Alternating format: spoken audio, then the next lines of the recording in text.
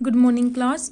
Next program है आपका program to find GCD of two positive integer using pointer to pointer. ठीक है, अब पॉइंटर पहले क्या होता है आपका कि कोई भी वेरिएबल जो किसी दूसरे वेरिएबल के एड्रेस को पॉइंट करता है। जैसे अगर मैंने a is equal to %b लिखा है तो ये a क्या बन जाता है, पॉइंटर बन जाता है। ठीक है, तो पॉइंटर टू पॉइंटर मीन्स मैंने एक तो इसको पॉइंटर बना दिया, और अगर मैं क्या करती हूँ c में इसका दोबारा एड्रेस डाल देती हूँ तो ये क्या हो गया, पॉइंटर टू पॉइंटर, क्योंकि ये पहले से ही पॉइंटर था, इसको दोबारा से पॉइंटर बना दिया तो ये पॉइंटर टू पॉइंटर हो जाता है आपका।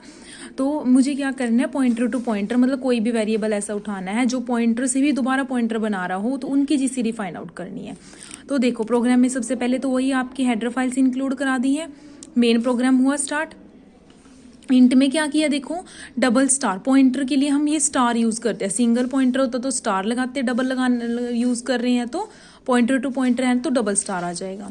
Double star P1, double star P2 and star K1 star K2। ठीक है, M और N ओरिजिनल नंबर्स होंगे, इनको इसमें स्टोर कराने के बाद ये K1 K2 में बदल जाएगा, इनको दोबारा स्टोर कराएंगे तो P1 P2 में।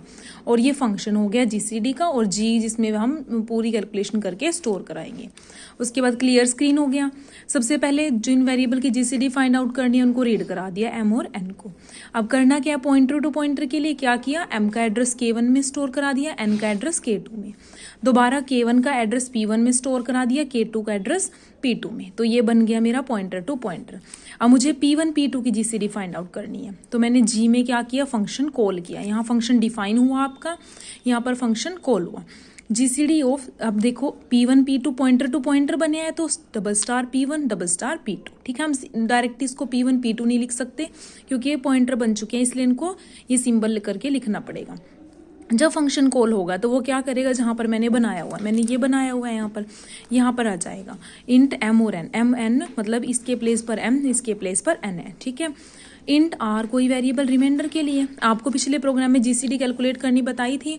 अब देखो R में क्या करते हैं, सबसे पहले रिमाइंडर कर लेते हैं। रिमाइंडर के ऊपर डिपेंड करता है कि आगे जीसीडी, आगे प्रोसीजर चलेगा या नहीं। अगर रिमाइंडर 0 हो जाता है तो जो मेरी फर्स्ट में होता है वैल्यू होती है वही बन जाती है जीसीडी।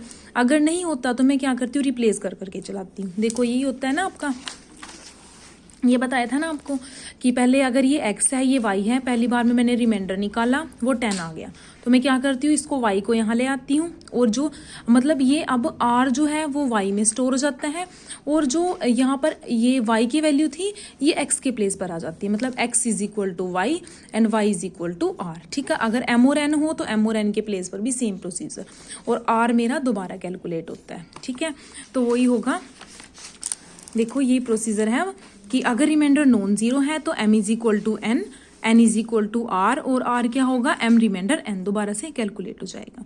फिर ऊपर जाएगा, फिर चेक करेगा कि नॉन जीरो है नहीं है। अगर हो जाता है तो जो मेरी स्टार्टिंग में वैल्यू होती है, जैसे अगर मैंने यहाँ पर स्टार्टिंग में 25 से डिवाइड किया था, यहीं पर 0 हो जाता तो ये वैल्यू मेरी y की वैल्यू बन जाती जीसीडी।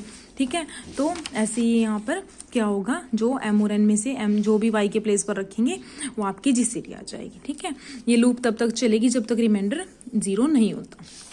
और लास्ट में क्या कर देते हैं, n को रिटर्न, वहाँ y होता था यहाँ पर n होगा y के प्लेस पर। ठीक है, और जब ये रिटर्न होगा तो ये कहाँ पर चला जाएगा, जहाँ हमने फंक्शन को कॉल किया था यहाँ पर आ जाएगा, और इसमें वैल्यू स्टोर हो जाएगी, और वो उसको प्रिंट करा देगा कि GCD of %d and %d, मतलब 2 नंबर्स का एड्रेस वो दिया मैंने डाटा टाइप इस %d, मतलब M और N की जीसीडी क्या होगी, G में स्टोर होगी। ठीक है, ये G में आपकी जीसीडी प्रिंट होकर आ जाएगी। अब जैसे ये आपका था enter the value of M and N, 45 and 25 था। ठीक है, तो जीसीडी उसकी 45 25 की क्या हो जाएगी, 5, ये आउटपुट आएगी आपकी। ओके, ये आपका प्रोग्राम था पॉइंटर टू पॉइंटर। ओके।